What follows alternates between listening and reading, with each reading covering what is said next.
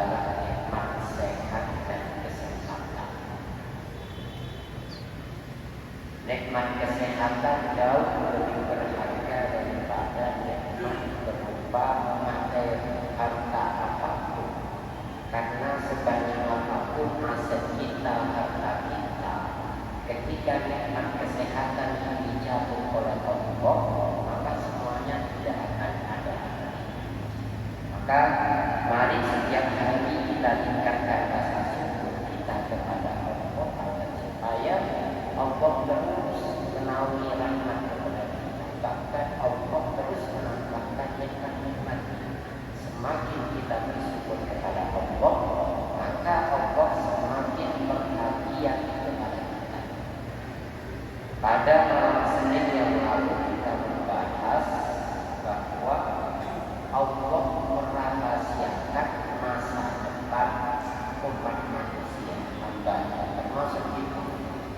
Karena setiap kita, setiap manusia pasti punya harapan, pasti punya cita-cita, keinginan, dan kita semuanya ingin harapan terbaik kita bisa tercapai dan bisa dikabulkan oleh Allah Subhanahu wa Ta'ala. Termasuk di akhir hayat kita semuanya punya harapan husnul khotimah.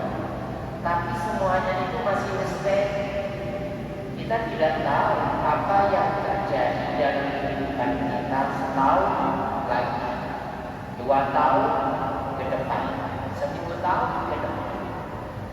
Dan memang itu dirahasiakan oleh Allah Subhanahu wa Ta'ala. Kenapa? Agar manusia itu terus berikhtiar kepada Allah, agar manusia itu hamba Allah ini menunjukkan bahwa kita itu cukup kepada inayah Allah Subhanahu wa Ta'ala. Nah, ini sekilas tentang materi yang kita bahas pada pertemuan sebelumnya, bahwa segala sesuatu pemberian Allah atau prestasi amal ibadah kita nanti di akhirat tergantung dari rahmat Allah Subhanahu wa Ta'ala. Inna rahmatallahi qaribun minan nas. Sungguhnya rahmat Allah itu dekat dengan orang-orang yang senantiasa berbuat melakukan kebaikan dimanapun kita berada. Malam ini kita akan melanjutkan kalimat hikmah Ibnu Athaillah dalam Sadrul Kamil. Beliau mengatakan, ilal masyiati yastani'u kullu syai'in wa laysa tastani'u hiya ila syai'in. Kalimatnya singkat. Apa artinya? Segala sesuatu, ya, ilal masyiat, segala sesuatu terjadi, berjalan, muncul karena atau atas kehendak Allah Subhanahu wa Ta'ala. Tidak ada sesuatu yang terjadi di muka bumi ini di luar kehendak Allah. Kenapa? Karena setiap sesuatu bersandar, bergantung, tergantung kehendak kemauan Allah Subhanahu. Apapun itu bentuknya, apakah itu sesuatu yang menyenangkan, yang membahagiakan, atau sesuatu yang tidak kita harapkan. Tidak ada sekecil pun kejadian sesuatu yang ada di muka bumi di luar kehendak. Semuanya atas kehendak Allah Subhanahu wa Ta'ala. Wa laysa tastani'u hiya ila syai'in, dan kehendak Allah itu tidak bergantung pada sesuatu. Makanya pada pembahasan sebelumnya kita pernah membahas layak sholat bukan kesabaran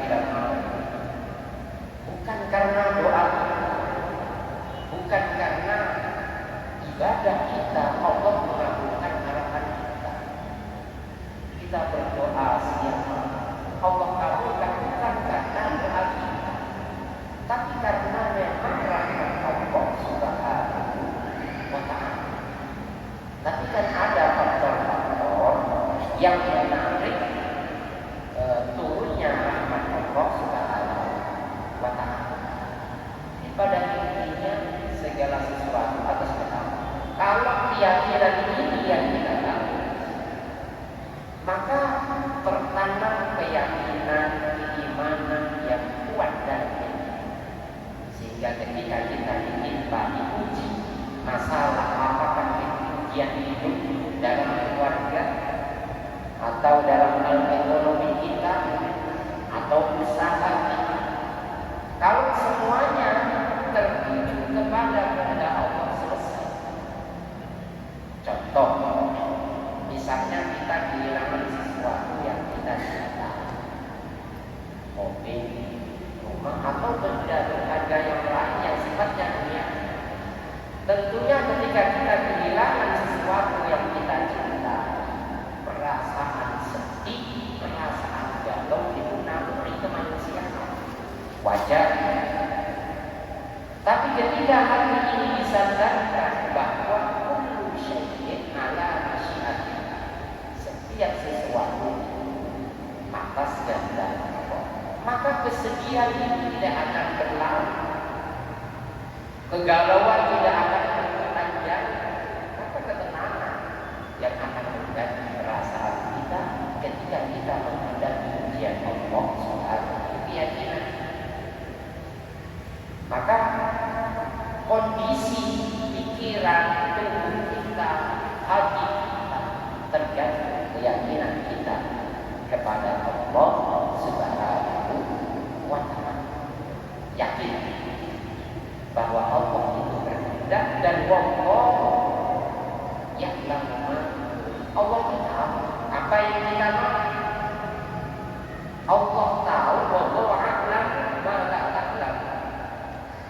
Beberapa ayat Allah sedang menegaskan bahwa Allah itu yang paling tahu apa yang tidak kamu ketahui. Allah lah yang paling tahu apa yang terbaik bagi semua. Kita kembalikan kepada Allah atas kehendak Allah Subhanahu wa ta'ala. Karena apapun yang kita rasakan ujian hidup ini, meskipun itu tidak kita senang, tapi kalau kita sandarkan kepada Allah, pasti dalam waktu singkat kita akan menyadari hikmah di balik ujian. Maka ketika Allah, apalagi ujian para orang-orang hamba Allah yang dekat dengan Allah luar biasa, dan setiap ujian yang kita hadapi, di balik itu Allah ingin menaikkan derajat kita. Di balik kesulitan yang Allah berikan kepada hambanya, berarti Allah ingin memberikan kemudahan hidup kepada hamba.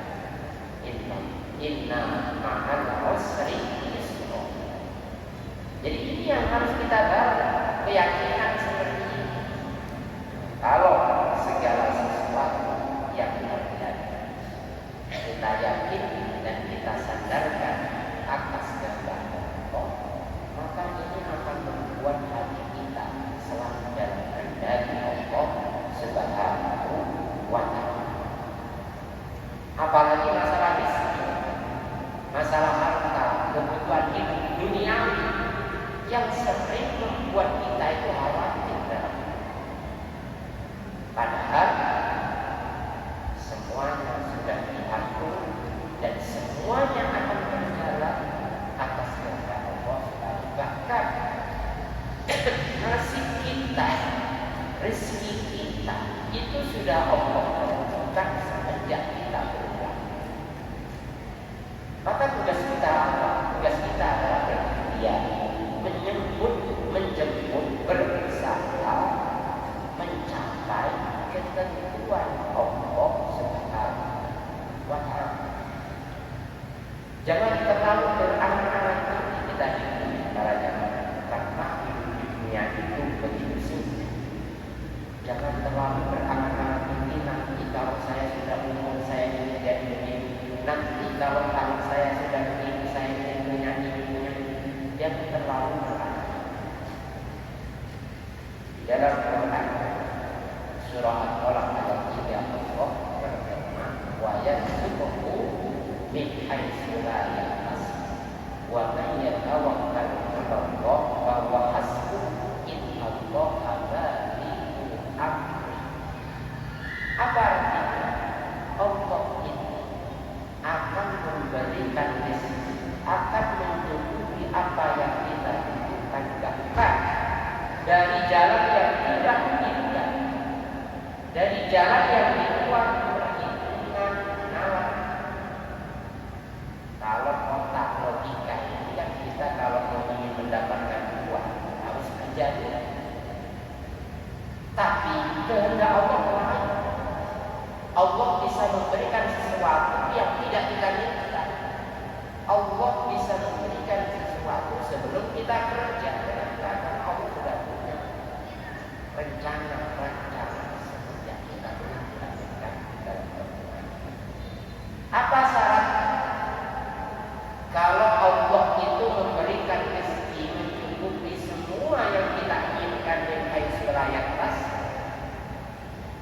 di luar perhitungan, di luar perkiraan kita, dan tidak kita sangka, ya, kuncinya wa man yatawakkal 'ala Allah fa huwa hasbuh. Kuncinya satu, wa man yatawakkal 'ala Allah, barang siapa yang bersandar, yang menyerahkan segala urusan Allah hanya kepada Allah, bahwa hasbuh, maka Allah yang akan mencukupi. Dan ketika Allah mencukupi semua yang kita butuhkan, Allah bisa menutupi. Selama ini tanpa kita sadar, mungkin termasuk saya, kita sering lebih tawakal kepada atasan kita, kepada bos kita, kepada pimpinan kita, daripada kita bertawakal kepada Allah Subhanahu wa Ta'ala. Maka kita jangan merasakan atau mendapatkan rezeki min haitsu la yahtasib. Kenapa? Karena tawakal kita itu lebih cenderung kepada makhluk daripada Khaliq. Padahal Allah sudah berjanji bahwa yang tawakkal Allah. Kalau keyakinan kita tertuju kepada Allah, kepada Khaliq, bahwa hasbuh, Allah menjamin akan mencukupi, bahkan akan memberikan sesuatu yang kita tidak inginkan. Itu jaminan dari Allah. Syaratnya tawakal kita, bukan hanya kita pasrah, kita menyerahkan, bukan, tapi kita menjalankan kehendak Allah, kemauan Allah. Apa yang Allah perintahkan kita jalankan, apa yang Allah larang kita jauhkan. Hasilnya balasan terserah Allah. Wa qul man fasayara Allahu amalakum wa rasuluhu wan mu'minun. Katakanlah hai Muhammad, salah satu ayat Allah menegaskan, ikmal, berusaha, beramallah, fasayara Allah, maka Allah akan melihat seberapa jauh ikhtiar, seberapa jauh usaha. Dan ketika jadi Allah itu bahkan di ayat lain tidak ada sesuatu yang berat terlepas dari pantauan penglihatan Allah. Bahkan daun yang jatuh ke tanah, daun pepohonan, semuanya Allah tahu, termasuk isi hati kita mudah-mudahan. Makanya tugas kita melakukan apa yang sudah ditunjukkan oleh Allah, menjalankan perintahnya, bahwa jaminan Allah pasti akan mencukupi apa yang menjadi kebutuhan, apa yang menjadi harapan dunia sampai akhir. Innallaha balighu amri. Dilanjutkan ayat itu, sesungguhnya Allah menjalankan ketentuan dan Allah itulah yang tidak akan ingkar janji. tidak akan berkhianat Allah. Maka kehendak Allah terhadap makhluk istimewa Allah hanya menjalankan ketentuan-ketentuan yang sudah Allah tentukan. Semenjak kita dalam kandungan ini sudah saya jelaskan hadisnya. Jadi kita ini sudah punya jatah rezeki. Rezeki kita sekian-sekian, mulai dari lahir sampai mati sudah dicatat oleh Allah. Tinggal bagaimana impian kita untuk rezeki menjemput takdir Allah Subhanahu wa taala. Qad ja'alallahu li kulli syai'in qadar. Allah telah menentukan takdir, ketentuan, kepastian terhadap segala sesuatu yang ada di muka bumi. Tapi para jamaah, cara berpikir kita jangan seperti itu. Kalau begitu masa depan kita sudah ditentukan Allah. Kalau Allah menentukan kita di dalam hidup, termasuk orang-orang yang celaka, termasuk orang-orang yang suul khotimah, apa perlunya kita beribadah? Jangan ikmanin pasaya. Allah menciptakan takdirnya, lebih mudah bagi Allah untuk merubah takdir. Paham? Jadi takdir itu bisa berubah. Yang berubah siapa? Yang berubah takdir siapa? Allah. Dan Allah menjalankan kehendaknya, melihat ikhtiar, melihat amal usaha yang dilakukan oleh Allah. Sebaliknya walisa aslan dunia ila syai'in. Jadi Allah melakukan memberikan rezeki, memberikan makhluk itu tidak tergantung pada kondisi makhluk, tapi tergantung pada kehendak Allah. Itu bagian dari rahmat kasih sayang Allah kepada hamba. Coba kalau kita diuji sakit, hilang sesuatu, pada intinya hanya kebaikan yang Allah inginkan. Mungkin selama ini kita sering menyia-nyiakan waktu, kesempatan kita, kesehatan kita, sehingga Allah uji penyakit supaya kita sadar betapa berharganya kesehatan. Mungkin selama ini kita sering abai terhadap kesempatan kita yang kita buang sia-sia untuk sesuatu yang sia-sia. Kemudian Allah sibukkan kita, Allah ingin supaya kita tahu berharga kesempatan ruang yang Allah berikan kepada hamba. Para jamaah yang dimuliakan Allah Subhanahu wa taala. Di ayat yang lain, sebenarnya Allah itu sudah memberikan pilihan kepada hamba, mau yang baik atau yang buruk, mau senang atau susah, mau selamat atau tidak, itu Allah sudah berikan pilihan, tergantung kita yang inna khalaqnal insana min nutfatin amsyajin. Surah Al-Insan ayat 2. Sesungguhnya kami menciptakan manusia min nutfatin, dari nutfah, setetes air amsyaj, yang beraneka ragam, yang bercampur. Lahirnya kita kan bertemunya sperma dengan setrum bercampur.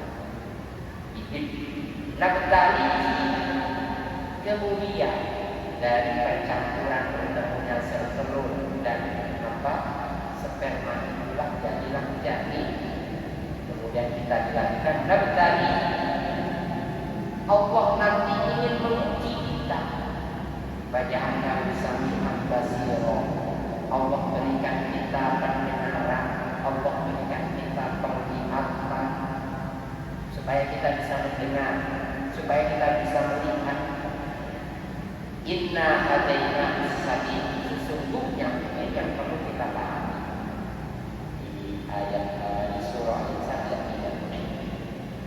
Inna hadaina sabil. Sesungguhnya kami telah memberikan petunjuk. Sesungguhnya kami telah memberikan hidayah as-sabil, jalan. Mana jalan menuju surga? Mana jalan menuju neraka? Mana jalan menuju kebahagiaan? Mana jalan menuju kesusahan? Allah sudah berikan petunjuk dalam Al-Quran. Tapi Allah sindir di ayat-ayat 3 surah Al-Nisa. Setelah kami berikan petunjuk caranya meraih kebahagiaan, caranya meraih ketenangan, imma syakiron wa imma kafur. Manusia itu terbagi dua. Meskipun sudah diberikan petunjuk yang jelas oleh Allah, tapi tetap responnya dua. Yang pertama, imma syakiron. Ada kalanya hamba itu bersyukur, mengikuti petunjuk yang benar, mengikuti jalan yang selamat, mengikuti jalan menuju surga. Wa imma kufur. Tetapi ada kalanya hamba Allah yang melenceng, tidak mau mengikuti kompas rute yang sudah ditentukan oleh Allah Subhanahu wa Ta'ala. Mereka kufur atas nikmat Allah Subhanahu wa Ta'ala. Padahal Allah ingin kita itu menjadi hamba-hambanya yang selalu mensyukuri atas nikmat. Jadi setiap manusia itu diberikan potensi untuk memilih bainal haq wal batil, antara kebenaran dan kebatilan. Dan kita tahu mana yang benar, mana yang batil, mana yang baik, mana yang buruk. Tapi kadang kita tidak tahu yang benar. Kita seringkali memilih al-batil yang batil. Makanya Allah cari, Allah kurangi nikmat, Allah cari keberkahan dari harta, Allah cari ketenangan dalam kehidupan. Kenapa? Karena kita sering tidak mau bersyukuri atas rahmat atau nikmat Allah Subhanahu wa Ta'ala. Para jamaah yang dimuliakan Allah Subhanahu wa Ta'ala, kemudian di sini doa kita melanjutkan sebelumnya. Lalu apa tugas kita? Tugas kita sebagai seorang hamba agar kehendak Allah sesuai dengan keinginan dan harapan kita, yaitu kebaikan dunia sampai akhirat. Maka dalam arti ayat siman ganda wal intiqara, bagi seorang hamba cukup konsisten dalam menjalankan peran dunia, peran kehambaan, kewajiban sebagai hamba. Cukup itu wal intiqara, dan selalu menunjukkan bahwa kita itu butuh Allah. Sehebat apapun kita tetap butuh Allah.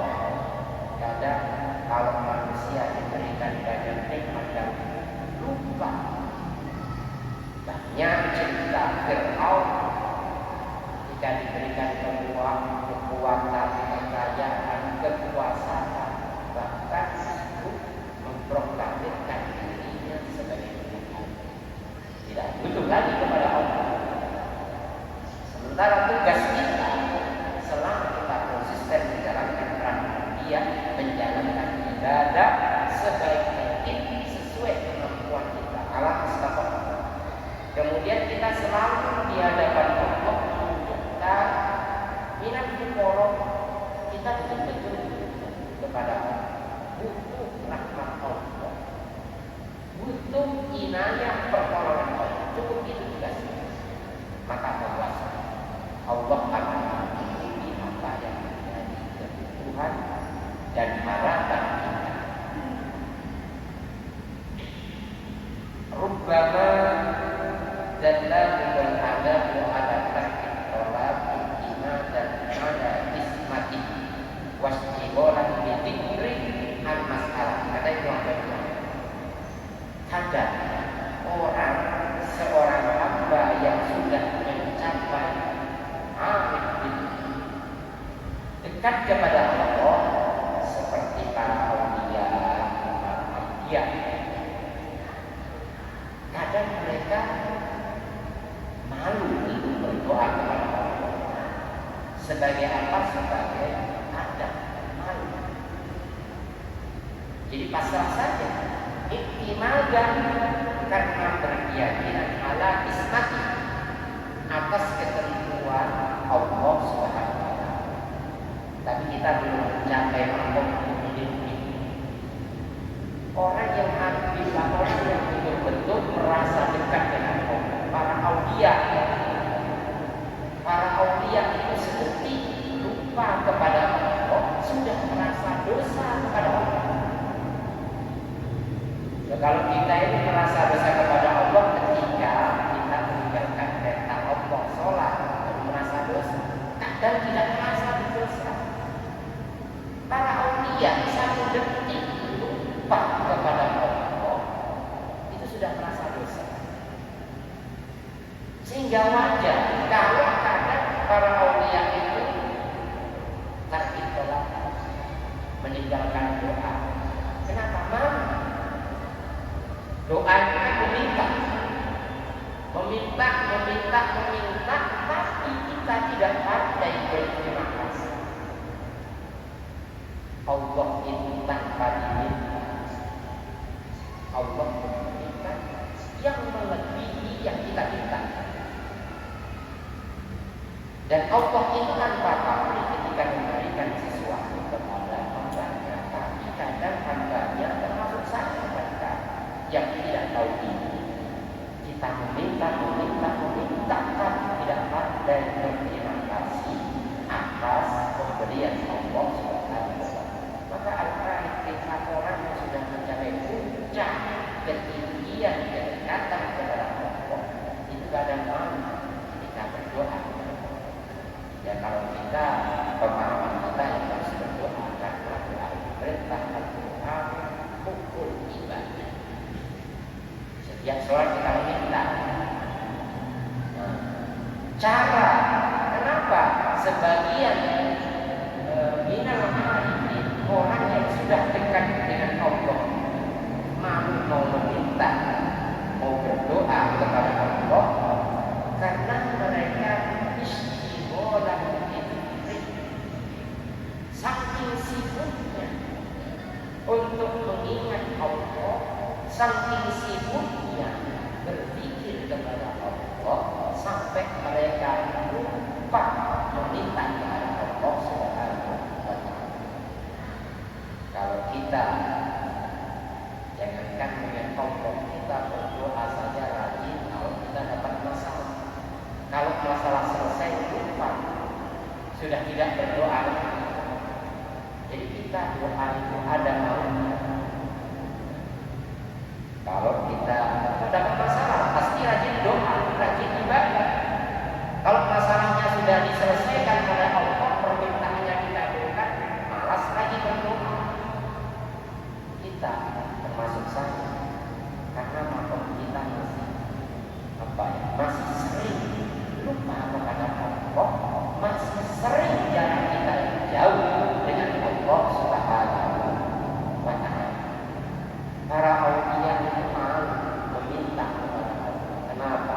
Karena merasa pemberian Allah sudah melebihi apa yang mereka inginkan. Allah berfirman di dalam salah satu hadis qudsi, walau ta'ala di hadis qudsi, man syaghalahu dzikri an mas'al, barang siapa yang dalam hidupnya disibukkan untuk mengingatku kata Allah, lisannya tidak pernah berpikir kepada Allah, hatinya tidak sampai lama kepada Allah, selalu sibuk berzikir, Zikir itu tidak harus baca Allah, tidak harus. Termasuk kita mencari ilmu itu zikir, membaca Quran zikir, sholat zikir. Sarana di mana kita bisa mengingat Allah itu zikir. Barang siapa yang dalam hidupnya disibukkan untuk mengingat kepada Allah, apa itu Abdullah dia bisa, maka apa itu? Aku akan memberinya pemberian yang paling besar di antara apa yang telah aku berikan kepada orang. Entah ketika kita disibukkan dengan mengingat Allah Subhanahu wa Ta'ala. Tapi cara memahami ini bukan berarti yang penting kita sibuk berzikir di masjid tidak bekerja, tidak. Artinya apa? Kerja. Jadi kita niatkan untuk menjalankan kewajiban memberikan infak nafkah kepada keluarga supaya kita bisa menyekolahkan pembiayaan kita, supaya kita bisa menabung untuk berangkat haji, umroh dan seterusnya. Selama dalam kesibukan kerjaan kita tidak membuat kita lalai terhadap perintah Allah, tidak pikir di kantor ketika kita ngerti pekerjaan, tugas, jadwal, deadline yang harus terpenuhi, kita ingat kepada Allah. Kita melakukan kewajiban duniawi untuk menjalankan amanah kita. Maka semuanya zikir itu bukan hanya lisan, tapi juga zikir dalam hati. Jadi bukan harus membaca Allah. Selama pikiran kita, hati kita ingat kepada Allah. Selama pekerjaan, profesi duniawi kita tidak melalaikan perintah Allah, tidak melalaikan urusan rohi, maka Allah bernilai kepada Allah Subhanahu. Kalau zikir yang menyibukkan kita, ingatan kita kepada Allah yang tidak pernah terputus, maka tanpa takut akbaitu ma'abdola bisa, maka Allah akan memberikan sesuatu melebihi segala sesuatu yang Allah berikan kepada orang-orang yang minta kepada Allah Subhanahu wa Ta'ala. Maka para jamaah yang dimuliakan Allah Subhanahu wa Ta'ala, Al-Fatih Abdul As-Sam'an di dalam kitab Al-Bidul Mufidi, beliau mengingatkan man arada ayyakuna kasbuhu thayyiban, kata beliau, wa alaihi ayyahfadha khamsah. Barang siapa yang ingin hasil kerja usahanya itu thayyiban, nyambung kepada Allah, diridhoi Allah, membawa keberkahan dalam hidup, maka hendaknya dia harus menjaga 5 perkara. Apa itu? Yang pertama kata beliau, Allah yu'akhiru syai'an min faraidillah li ajli kasab. Jangan sampai kesibukan kerja, kantor, urusan dunia kita membuat kita mengakhirkan atau menomorduakan kewajiban kita kepada Allah Subhanahu. Karena alasan kesibukan dunia kita mengakhirkan, mengabaikan fardu kewajiban kita kepada Allah Subhanahu. Ini yang saya katakan tadi, kita itu lebih banyak minta, tapi jangan lupa berterima kasih kepada Allah Subhanahu. Maka apapun kesibukan kita ingat bahwa semuanya kita sambungkan kepada Allah, semuanya bernilai zikir kepada Allah. Anda akhirah syai'an min akhir. Jangan pernah kita karena alasan kesulitan duniawi menyebabkan kita lupakan menjalankan perintah Allah Subhanahu wa ta'ala. Yang kedua, kata Al-Fatihah wa Allah dan diadil kasih. Profesi kita, usaha kita, pekerjaan kita, kalau ingin berkah, ingin kebaikan, maka sarannya yang kedua jangan sampai usaha kita, dagangan kita, pekerjaan menyakiti orang lain. Kalau kita jadi pemimpin, jangan sampai kebijakan menyakiti orang lain. Sehingga apa yang kita dapatkan dari hasil usaha kerja profesi kita apapun, itu menjadi profesi, menjadi hasil yang baik, yang diberkahi oleh Allah Subhanahu wa ta'ala. Nah, ini yang benar. Yang benar, kalau dalam hidup ini kita menjalankan petunjuk Allah, menjalankan perintahnya, menjauhi cukup, itu saja. Tanpa kita meminta, Allah pasti akan memberikan apa yang menjadi harapannya. Wa may yattaqillaha yaj'al lahu makhraja. Barang siapa yang bertakwa kepada Allah, konsisten dalam menjalankan perintahnya, konsisten dalam menjalankan perintahnya, maka Allah akan selalu berikan solusi dalam problem yang kita hadapi. Kita menjalani masalah yang membuat masalah itu Allah. Maka yang bisa menyelesaikan masalah yang kita hadapi adalah Allah. Kita diuji penyakit oleh Allah, yang membuat penyakit itu Allah. Maka yang bisa membuat obatnya adalah Allah. Dikulli da'in dawa'un. Setiap penyakit pasti ada obatnya. Siapa yang bisa, yang mampu memberikan obat yang membuat penyakit? Siapa itu? Allah. Makanya pertanyaan atau pernyataan Ibnu Athaillah di depan tadi, ilal masyiat yastatu kullu syai'in, benar bahwa segala sesuatu bergantung pada kehendak atau ketentuan Allah Subhanahu wa ta'ala. Para jamaah yang dimuliakan Allah Subhanahu wa ta'ala, kesimpulan dari materi malam ini, sebenarnya Allah itu menginginkan kemudahan kepada hambanya, tidak menginginkan kesulitan. Makanya dalam beberapa hadis Rasulullah itu sering menasihat yasir wala tu'assir. Permudah hidup itu, jangan persulit. Basyiru wala tu'assir, berbahagialah, jangan bersedih. Islam itu menginginkan kita itu kemudahan, bukan kesulitan. Tapi kata-kata kita ini yang mempersulit ini.